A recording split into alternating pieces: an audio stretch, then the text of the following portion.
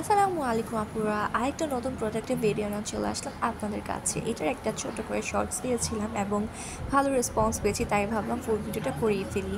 আজকে আমি যে প্রোডাক্টটা আপনাদের দেখাবো সেটা হলো হান্ডিয়ানে ব্লাশ বব এই লিপ অ্যান্ড চিক স্টিকটা। এই স্টিকটা কিন্তু খুবই ভাইরাল একটা স্টিক আর খুবই ভালো, তো ভাবলাম এই প্রোডাক্টটা রিভিউ করেই ফেলি। তো আমি আনবক্স করলাম এবং উপরে একটা সাদা ক্যাপ থাকে, ওটা খুলে দেখাচ্ছি যে এটা টুইস্ট টুইস্ট করে ওপেন করতে হয় অ্যান্ড বেশ ভালো অ্যামাউন্টই থাকে। তো আমি আগে ইউজ করেছি, তাই আমি আপনাদেরকে আমি পুরোটাই দেখালাম আপনাদের কতগুলো থাকে, এবং তারপর আমি আমার হাতে অ্যাপ্লাই করে দেখাচ্ছি। দেখতে পাচ্ছেন কতটা শাইন করতেছে। তো লাইটের কারণে আসলে রাতে ভিডিও করতেছি, তো লাইটের কারণে ভিডিওটা একদম ভালো আসতেছিল না, ঘরের লাইটটা একদম অন্ধকার টাইপের ছিল।